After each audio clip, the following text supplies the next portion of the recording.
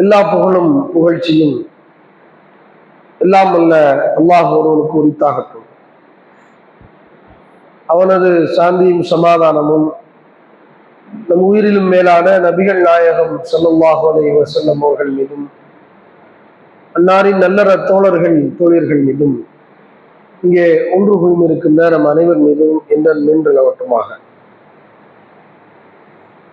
அல்லாஹுடைய மகத்தான அருளால் இமாம் நவவி அவர்களின் நபிமொழி தொகுப்பான ரியாதுஸ் ஸாலிஹீன் என்ற கிரந்தத்தை நாம் தொடர்ச்சியாக வாசித்து வருகிறோம்.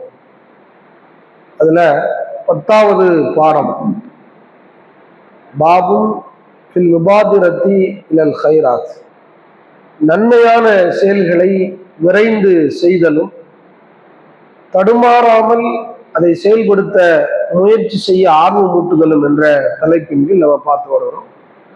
குர்ஆன் வசனங்களையும் ஒரு சில ஹதீஸ்களையும் படித்தோம். தொடர்ச்சியாக இன்னும் சில ஹதீஸ்களை இமாம் நவவி அவர்கள் இந்த பாடத்துல பதிவு செய்கிறாங்க. அதுல ரெண்டாவது தலைப்பு, ரெண்டாவது ஹதீஸ், அன் உக்பத் பின் ஹாரிஸ் ரலியல்லாஹு அன்ஹு قال صليت وراء النبي صلى الله عليه وسلم بالمدينة العصر. நான் ரசூலுல்லாஹ்வுக்கு பின்னால் அசர் தொழுகையை தொழுதேன். மதீனாவிலே தொழுகை நடத்தப்படுது. ரசூலுல்லாஹ்வுக்கு பிறகு நான் தொழுதேன், பின்னால் நின்று தொழுதேன். சல்லம, பெருமானார் தொழுகையை நிறைவு செய்தார்கள், சலாம் கொடுத்தார்கள்.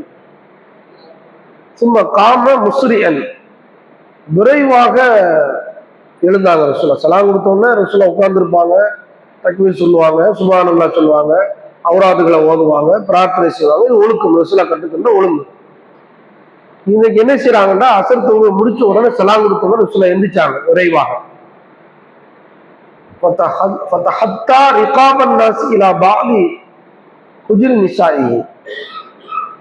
ரசூலா என்ன செஞ்சாங்கன்னா, சபை ஒழுக்கம் வந்து ரசூலா நிறைய சொல்லி தராங்க. ஜும்மாவுல சபை ஒழுக்கம்னா பிறருடைய கழுத்தை தாண்டி, பிடரிகளை தாண்டி போகக்கூடாது, கிடைக்கிற இடத்துல உட்காரணும்.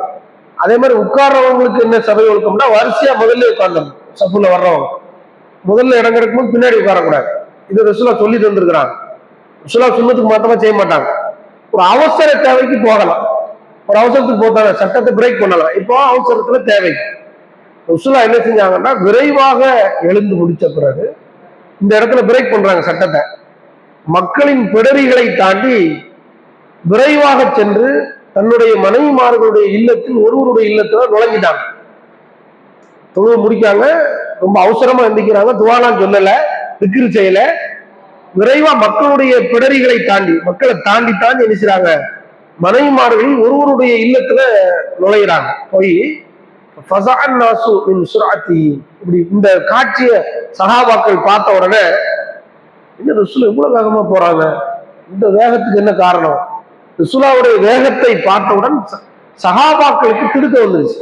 இவ்வளவு வேகமா போக வேண்டிய அவசியமா இருக்கு அப்படின்னு இந்த வேகத்தை, ரசூலாவுடைய வேகத்தை பார்த்து சஹாபாக்கள் திடுக்கிட்டார்கள்.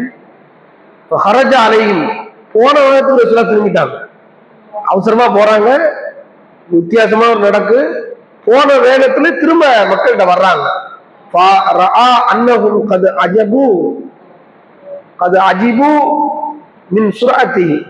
ரசூலுல்லாஹ்வுடைய இந்த வேகத்தை போனதுல, ரசூலா வேகமா போனத சஹாபாக்கள் ஆச்சரியமா பார்க்கறாங்க. கண்ணை ஒசத்துனவங்க நிறைய ஒசத்துன மாதிரி இருக்கு.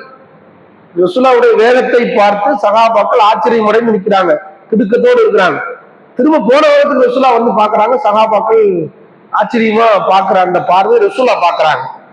பார்த்துட்டு ரசூலா சொல்றாங்க, இப்ப வந்து விளக்கம் கொடுக்கணுமா இல்லையா? ரசூலா போனதும் நடந்திருக்குது, சஹாபாக்களுக்கு விளக்கம் தெரியல, அவங்க ஆச்சரியமா இருக்கிறத ரசூலா திரும்ப பாக்குறாங்க.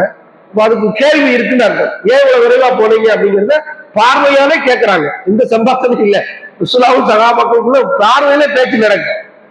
உடனே ரசூல் ஸல்லல்லாஹு அலைஹி சொல்றாங்க, அதுக்கு விளக்கம் சொல்றாங்க விரைவா போனதுக்கு. கால தக்கர்த்து ஷையம் மின் திபிரின் இந்தனா, திடீர்னு எனக்கு தொழுகையில் ஞாபகம் வந்துருச்சு, எங்களிடத்தில் திபிர்னா தங்க கட்டி, வெள்ளி தங்க கட்டி சொல்லுவாங்க, ரா மெட்டீரியல், தங்க கட்டி ஒரு கட்டி எங்கள்கிட்ட இருந்துச்சு, அந்த ஞாபகம் வந்துருச்சு. தொழுகையில வீட்டுல தங்க கட்டி ஒரு ஆள் கொடுத்து வச்சிருக்கிறாங்க. ஒரு சக்காத்து பொருள், தர்ம பொருள் இருக்கு. இன்னொருக்கு போய் சேர்க்கணும்னு இருக்கும்ல, ரசூலா நினைச்சிருப்பாங்க மனசுல. இவங்களுக்கு என்ன வந்துருச்சுன்னா, தங்க கட்டி கொடுக்கல, என்ன ஆச்ச தொழுகையில ரசூலாக்கு திடீர்னு அதுல இருந்து எவ்வளவுன்னா, இவங்க கஷ்புல ரசூலா தொழுதாங்க. ரசூலா தொழுகையில கை தக்குடு கட்டிட்டாங்கன்னா உலகத்தை மறந்துடுவாங்க அப்படிங்கிறது இந்த அதிசயம் மாற்றமா இருக்கு. ரசூலா தங்க கட்டியை நினைச்சிருக்கிறாங்க, கொடுக்க வேண்டிய ஆளுக்கு சேரலையே அப்படின்னு ரசூலா நினைக்கிறாங்க. உடனே ரசூலா சொல்றாங்க,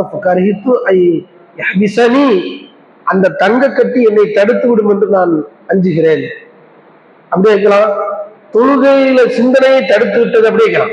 ரசூலோட தொழுகையில தடுமாற்றம் வந்துருச்சுல, தங்க கட்டி கொடுக்க வேண்டிய கொடுக்கலையே, சிந்தனை போயிடுச்சு அங்க தொழுகையில. இன்னொரு ஆளுக்கு சேர வேண்டிய ஒரு பொருள், பாத்தியமான பொருள், இதுல கூட அவங்க அமீராத்தான் இருக்கிறாங்க. இவங்க காசு இல்லை, இன்னொரு ஆள் காசு. அந்த சொல்ல அமானியத்துக்களை எவ்வளவு அக்கறையோடு இருந்திருக்கிறார்கள் என்பதற்கு ஒரு நன்மையை சேர்ந்துக்காண்டி இவ்வளவு வேகம். என்னை அது தடுத்து விட்டதை நான் வெறுக்கின்றேன்.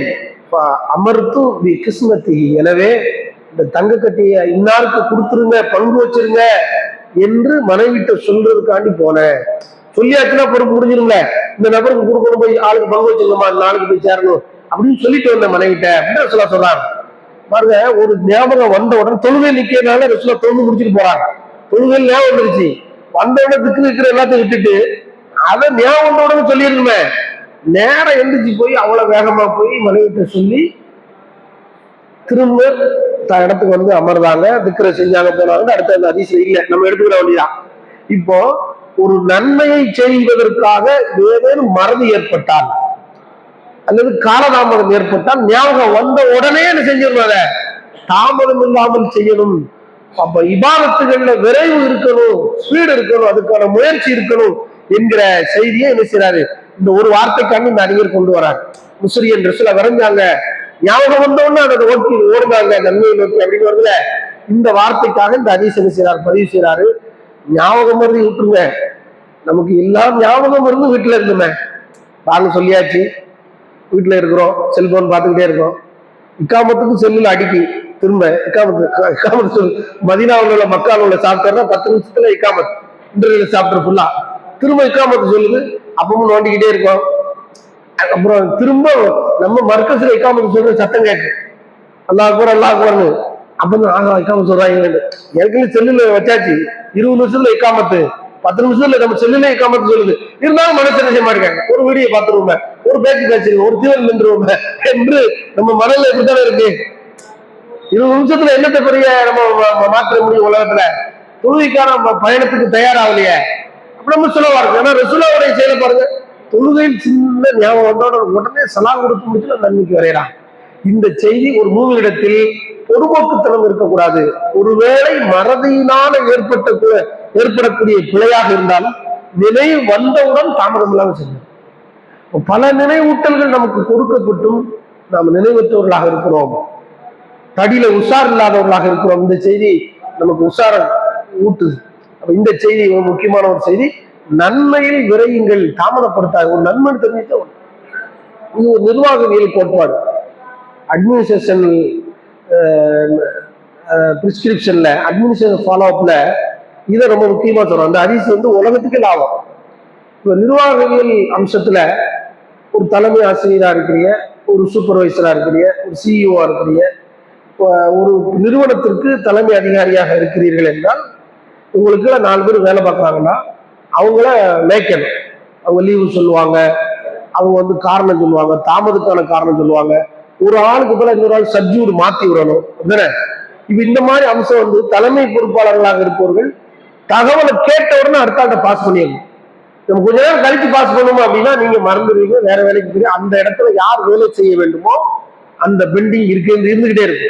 பிறகு எல்லாமே கொலாப்ஸ் ஆகும். நம்ம கேள்வி கேட்டு நியாயம் இருக்காது. நம்ம தலைமை அதிகாரியா இருந்தாலும் கேள்வி கேட்க முடியாது. நீ சொன்னா தானே எனக்கு தெரியும். எனக்கு கீழே 10 பேர் வேலை பார்க்குறாங்க, 2 டீச்சர் வேலைக்கு வரல, ஒரு ஆஸ்பத்திரிக்கு போயிட்டாங்க, ஒரு தலைவலி பிரச்சனைன்னு சொல்றாங்க. நான் உடனே அதுக்கு பொறுப்பாசிரியருக்கு சொல்லணும், அடுத்த ஆசிரியர் சொல்லணும், வேற கிளாஸ் டீச்சர் சொல்லணும், இந்த கிளாஸை சேர்த்து பார்த்து அதுல நான் தாமதப்படுத்தி டிரைவிங்ல இருக்கிறேன், வேற வேலையில இருக்கிறேன் என்று சொல்லி நான் தாமதப்படுத்தினால் அந்த வகுப்புல பிள்ளைங்க சண்டை போடும், அங்க நிர்வாகம் கொலப்ஸ் ஆகும். நிர்வாகிகள் வந்து பார்த்தா என்னப்பா இது முன்னு பாடம் நடத்தல, சண்டை விட்டு கிடக்காங்க, அங்க 2 பேரும் மண்டையை உடைச்சாங்கன்னா ஆஸ்பத்திரிக்கு போகணும். இது நிர்வாகத்துல பெரிய சிக்கல் வரும். இந்த செய்தி நமக்கு சொல்லுது நிர்வாகி எப்படி நடக்கணும்னு சொல்லு. ரசூலா ஒரு நிர்வாகி, ஜனாதிபதி, அந்த மக்களுக்கு தலைவர் அமீர் சாப். ரசூலாவுக்கு மறதி மேலதான் விட்டாங்க. அந்த மறதி அப்ப இதுல இருந்து என்ன எடுக்கலாம்னா, மறக்காம ஒரு செய்தி எவ்வளவு வேலைவாக செய்யணும் வச்சுக்கணும். ஒரு தகவல் கிடைச்சுன்னா அடுத்தாண்டப்பா தனக்கு செயல் வடிவத்துக்கு கொண்டு வரணும். அதுதான் இந்த செய்தி கொடுக்குது. அப்ப இப்படி ஒரு நிர்வாகவியல் கோட்பாட்டை பெருமானார் ஸல்லல்லாஹு அலைஹி வஸல்லம் ஒரு நன்மைக்கு சொல்கிறார். இந்த ஆளுமை பண்பு நம்ம இடத்துல இருந்துச்சுன்னா எந்த நன்மையும் நம்ம இடத்துல பிந்தாது. தொழுகையா இருக்கட்டும், ஒரு நிர்வாக கோட்பாடா இருக்கட்டும். மனைவி ஒண்ணு சொல்றாங்க, அது நம்ம என்ன செய்யணும், உடனே ரிமைண்டர்ல போட்டு வைக்கணும். நாளைக்கு ஒரு காரியம் நடக்கணும், உடனே ரிமைண்டர்ல போடணும். அல்லது நினைவுபடுத்துகிற அம்சங்களை உருவாக்கி கொள்ளணும். இது மாதிரியான அம்சங்களை எல்லாம் பெருமானார் ஸல்லல்லாஹு அலைஹி வஸல்லம் இந்த ஹதீஸ் நமக்கு சொல்லுது. அல்லாஹ்வின் தூதராக இருந்தாலும் மனிதர் தான் என்கிற செய்தி இருக்குள்ளது. மனித ரசூலாவா இருந்தாலும் மறதி ஏற்படும் என்கிற செய்தி இருக்கு. மனித இயல்புல மறதி உண்மைதான். ரசூலாக்கு இப்படி 1-2 தான் இருக்கு ஆதாரம் இருக்கு. ரசூலா எப்பவுமே இப்படி மறந்து வச்சாங்க அப்படிங்கிறதுக்காக நம்ம கரெக்டான ஞாபக சக்தி உள்ளார் ரசூலா. சரிதானா? அப்ப இப்படி மறந்தால் கூட ஞாபகம் வருகிற பொழுது, ஞாபகம் வந்த உடனே அந்த நன்மையை செஞ்சிருங்க. ஞாபகம் வந்த பிறகு தாமதப்படுத்தாது சொல்லிக்கிட்டே இருக்கிறோம். இஷா ஆயிடுச்சு, விளையாட போற, தொழு. திரும்ப சாப்பிடுறதுக்கு நேரமாவது சாப்பிட்டாச்சு, தொழு. திரும்ப தலைவாணி பாய விரிச்சாச்சு, தொழு. தூங்கியாச்சு, எங்க தொழுவா? அடி தண்ணி ஊற்றி எழுப்புல பிள்ளை, நம்ம வீட்டுல வளர்க்கிற பிள்ளைகளை வச்சுங்களை பத்துக்கா எப்படி தொழுவாங்க? வந்த உடனே முதல்ல என்ன செய்யுங்க, தொலை வைங்க. அப்ப தொழுகையை தாமதப்படுத்துறது நியாயம் இல்லையில. எத்தனையோ ஞாபகத்தை நினைவூட்டி நம்ம வேஸ்ட்படுத்துறோம் நேரங்களை. இந்த செய்தி நமக்கு என்ன செய்யுது, எல்லாவற்றையும் நமக்கு சரி செய்து. இது வேற ஒரு அறிவிப்புகள் வருது. எப்படி வருதுன்னா, புகாரி முஸ்லீம் இந்த செய்தி பதிவு செய்யப்பட்டிருக்கு. இது புகாரியுடைய அறிவிப்பு. ரிவாயத்தின் லகும், அதே புகாரியுடைய அறிவிப்புல குந்து அல்லப்து பில் பைத்தி கிபரன் என சதக்கத்தின் வரும். தர்மமாக வந்த ஒரு பொருள், தங்க கட்டியை நான் வீட்டில் வைத்திருந்தேன். அப்போ எனக்கு கருவித்து அன் உபயி தகும், இன்னைக்கு நைட்டுக்குள்ள இந்த காலி பண்ணியதும் நான் நினைச்சேன். அந்த தங்க கட்டி என் வீட்டில் ஒரு இரவு தங்குவதை நான் வெறுத்தேன். ஒரு பொது வாழ்க்கையில ஈடுபடுறவங்க இந்த மாதிரி இருக்கும். பொதுமக்களுடைய சொத்தை எவ்வளவு பேணிக்கையா இருக்கணும் இருக்கு. அதுவும் இருக்குல்ல, ஒரு பொது வாழ்க்கையில இருக்கிறோம், சமூக வாழ்க்கையில் இருக்கிறோம், ஜமாத்துல இருக்கிறோம், ஒரு கட்சியில இருக்கோம்னா, பொதுமக்களுடைய பணம் அமானிதம் என்னிடத்தில் இருக்குமானால் அதை நான் உரியவருடன் ஒப்படைக்கும் வரைக்கும் என்கிட்ட இருக்கிறத நான் விரும்பக்கூடாது. என்ற ஒரு 10,000 தந்து வச்சிருக்கேன், இந்நாளுக்கு போகணும், கல்வி உதவி, அந்த 10,000 என்கிட்ட இருக்கணும் அப்படின்னு நினைச்சா, எனக்கு ஒரு அவசரம் வந்திருக்கு, என் பொண்டாட்டி என் பிள்ளை வந்துட்டு இந்த மண்டைக்கு தையல் போடணும், ஒரு 1000 ரூபாய் இருந்து எடுத்துட்டாதான் இவ்வளவு பெரிய டேஞ்சர் சிக்கல் இல்லையா? ரசூலா எதையெல்லாம் நமக்கு சொல்லி பின் பண்றாங்க பாருங்க. நான் அந்த இரவு அந்த அந்த கட்டியின் வீட்டில் இருப்பதை வெறுத்தேன். சின்ன பிரச்சனை ஏற்பட்டோம். ரசூலா வீட்டுக்காரங்க கணவர் இல்லையா, அவங்கள்ட்ட தங்க கட்டிங்க, ஜனாதிபதியா இருக்க சகாபி பெண்மணிகள் ரசூலாவுடைய மனைவிமார்கள் ரசூலாட்ட கேட்காம தொட மாட்டாங்க. நம்ம கொண்டாட்டி மாதிரி கிடையாது. நம்ம வீட்டுக்காரர் ஜாப்ல இருந்தா நம்ம வீட்டுக்காரர் இருக்கல, சின்ன அளவுக்கு அமௌண்ட் எடுத்துக்கலாம் மார்க்கெட்ல. இப்படி தங்க கட்டி எடுக்க முடியாதுல, பெரிய வேல்யூல. அப்படிப்பட்ட இங்கிதம் தெரியாதவர்கள் இல்ல, இருந்தாலும் ரசூலா இருக்கிறாங்க. ஒருவேளை ஏதும் நடந்தால் தானே. ஒரு ஜமாத்து பொறுப்புல இருக்கிறவங்க, தலைவர்களாக இருப்பவர்கள் இந்த மாதிரி அமானிதங்கள் விஷயத்துல தாமதப்படுத்தல், ஒரு மனு தர்றாங்களா, நினைவுபடுத்துறதுக்கு உட்கார்ந்து உடனே மனுவை 3 மாசம் ஆச்சு மனு கொடுத்து, அவன் செத்து போயிருப்பான். அதுக்கப்புறம் ஒண்ணு பார்த்தா அவன் ஐக்ரோன்ல சேர்த்திருக்கான், ஒரு பிளட் காண்டி கேட்டிருப்பான், ஒரு டிராவல் காண்டி கேட்டிருப்பான். நிர்வாகத்துக்கு இது முன்மாதிரி. இந்த செய்தி ஒரு மனு கொடுத்தாங்கன்னா உண்டு இல்ல முடியாது, டேலி பண்ணிருங்க, அந்த வாரத்துக்குள்ள க்ளோஸ் பண்ணணும், ஃபைல வச்சுக்கிட்டே இருக்க கூடாது. ஒவ்வொரு வாரமும் திங்களும் வியாழனும் அல்லாஹ் மனிதனுடைய ஃபைல்களை வழக்கமாக கொண்டு சேர்ப்பாங்க. அந்த நேரத்தில் நான் நோன்பாளியாக இருந்து என்னுடைய நன்மைக்கான காரியங்கள் அனைத்தும் அல்லாஹ்விடத்தில் கொண்டு செல்ல ஆசைப்படுகிறேன் என்று பெருமானார் வேலைக்கிழமை நோன்புக்கு விளக்கம் சொல்றாங்க. திங்கட்கிழமை சுன்னத்தான நோன்புகளுக்கு. அப்ப அல்லாஹ்வை பாருங்க, வாரத்துக்கு 2 ஃபைல், 7 நாள்ல 2 நாள் சப்மிட் பண்றாங்க. யோமுல் ஹமீஸ் கட்டாயம் இருக்குது, ஹதீஸ்ல வலியுறுத்தப்பட்ட நாளா இருக்கு வேலைக்கிழமை நோன்பு. அப்ப பாருங்க, ஒரு வாரம் தான் ஃபைல். அப்ப நம்ம ஃபைல் சிஸ்டத்தை ஒரு வாரத்துக்கு மாத்தோம். அல்லாஹ் எவ்வளவு பெரிய நிர்வாகம் நடத்துறான். மறப்பானா அல்லாஹ்? மா கான ரப்புக்க நசியா, உன் இறைவன் மறப்பவனாக இல்லை. லா யஸில்லு ரப்பி வலா யன்சா, அவன் தவறவும் மாட்டான் மறக்கவும் மாட்டான். மறதியே வராத ரப்பு கூட ஒரு வாரம் பயிர்றாங்க.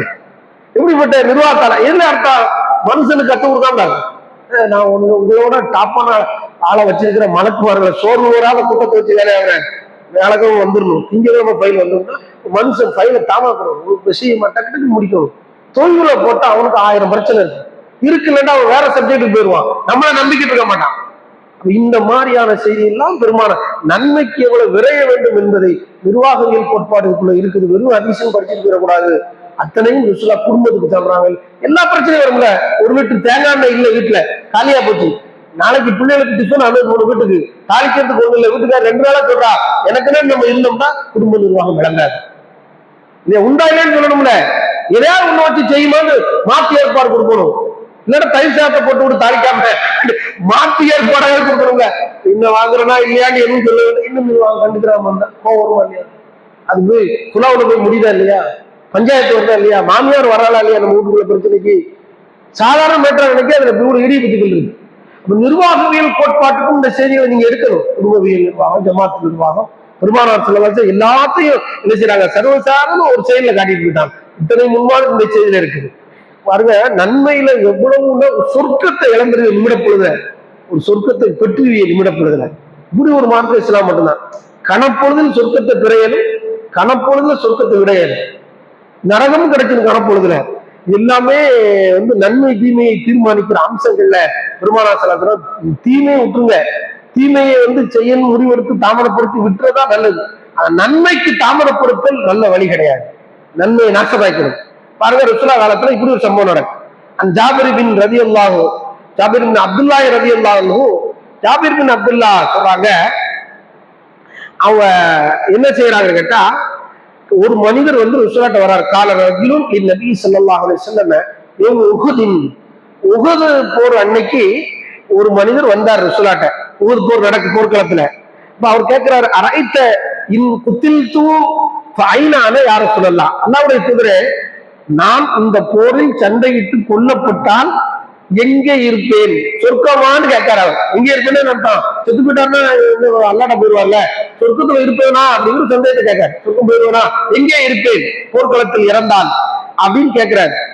ரசூலுல்லாஹ் காலத்தில் ஜன்னா, சொர்க்கம் தாங்க. இவருக்கு கேள்வி கேட்பாரு. வகில அவருக்கு சொர்க்கம் சொல்லணும்னு அல்லாஹ்வுடைய தூதருக்கு வந்துருது. சும்மா ரசூலுல்லாஹ் சொல்ல மாட்டாங்கல்ல, வகில அவர் ரசூலுல்லாஹ் பேச மாட்டாங்க, உடனே சொர்க்கம் தாங்க. அவர் சொல்றாரு, அவருடைய கரங்களில் இருந்த சில பேரித்தங்கனிகளை, அந்த பேரித்தங்கனிகளை திங்கிறதுக்கு எடுத்த நேரம் சொர்க்கத்தை விட்டுறக்கூடாத, தூக்கி வீசிட்டார். அவர் ஜாபிர் ரலியல்லாஹு சொன்னாங்க, அவர் கரங்களில் வைத்திருந்த பேரித்தங்கனிகளை தூக்கி வீசினார். சும்மா காத்தல ஹத்தா குத்தின், பிறகு போர்க்களத்துல பூந்து விளாசினார்கள். நம்ம காப்பீர்களோடு, காப்பீர்கள்னால் கொல்லப்பட்டார். சாவர வரைக்கும் போர் செஞ்சார், போர் செஞ்சாரு, கொல்லவும் பட்டாரு. என்ன சொன்னாங்க, கொல்லப்பட்டால் எங்கே சுவனம்டாங்க, கணப்பொழுதுல சொர்க்கத்துக்கு. கொஞ்சம் தாமதப்படு. அது என்ன நினைக்கிறாரு, பேரித்தங்கனிகளை கையில் வைத்து ருசிக்கிற நேரம் கூட சுவனத்துக்கு தாமதம். வேற ஒரு அறிவிப்புல, உஹது மலையின் அடிவாரத்தில் நான் சுவனத்தை நுகர்கிறேன் என்கிற செய்தி வரும். சொர்க்கத்தை எப்படி மோதுவாங்க, ஈமானிய சுவை, மலைக்கென்ற மனமா இருக்கும்.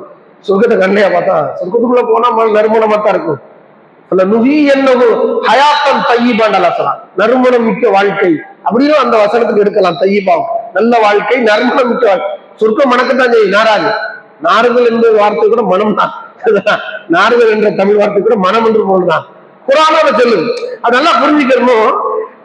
சொர்க்கத்தின் வாடகை என்றால் ஈமானிய சுவை. கணப்பொழுது எல்லாம் சில நொடி பொழுதுகள்ல சொர்க்கத்தை கொடுத்துட்டாங்க. இப்படிப்பட்ட முனைப்பா இருக்கிறது. அப்போ நன்மையில் முனைப்பு தான் முக்கியம். பின்வாங்கும் மனநிலை நன்மை இல்லாம இழக்கக்கூடிய காலம் வந்துவிடும். இதுல நம்ம கவனமா இருக்கணும்.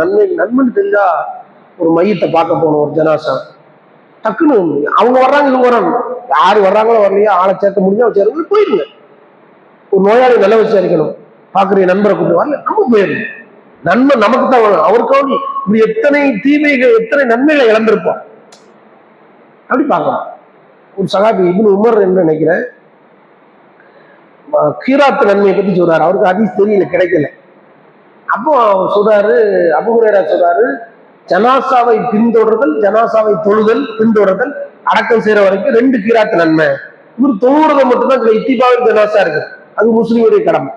ஒரு கிராத் நன்மையை மட்டும் படிச்சிருக்காரு. 2 கிராத் தனத்தை அடக்கம் பண்ற வரைக்கும் நிக்கிறது 2 கிராத் நன்மை. இவருக்கு தெரியல அந்த ஹதீஸ், பாதி ஹதீஸ் மட்டும் தெரிஞ்சிருக்கு, ஒரு சாப்டர் மட்டும், இன்னொரு சாப்டர் தெரியல.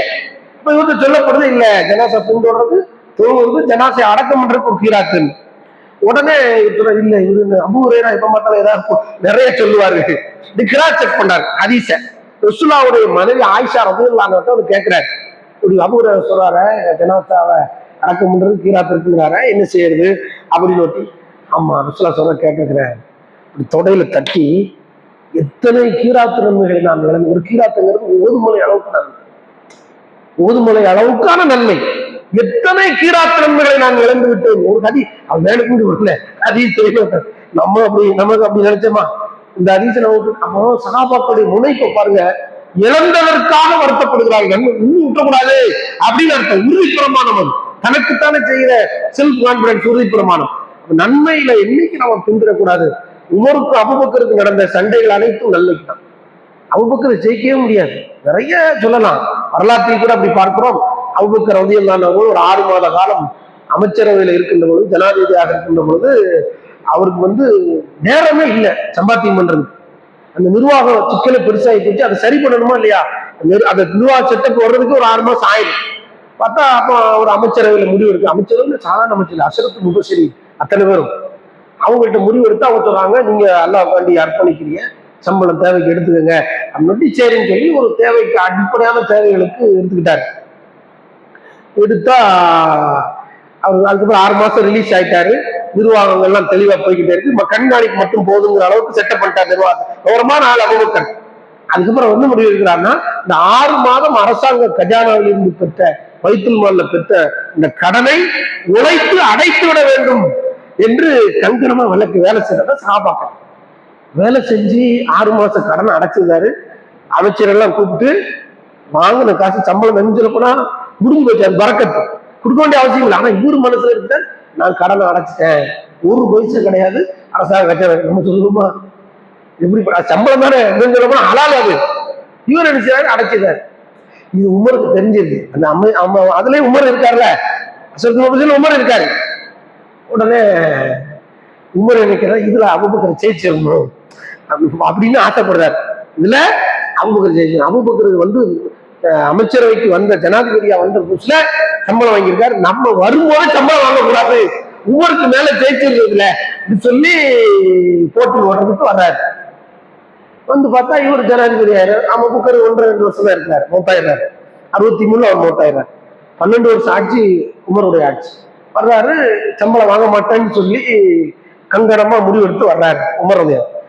நிர்வாகத்தினுடைய ஃபைல் எல்லாத்தையும் கணக்கு வழக்கு தஸ்தாவேஜுகளை பார்த்தா சம்பளம் பெற்ற கணக்கு இருக்கு, சம்பளம் பெற்றதை கடனாக திருப்பி அடைத்த வரவும் செலவும் இருக்குது. பார்த்துட்டு உமர் தேம்பி தேம்பி அழுகின்றார்.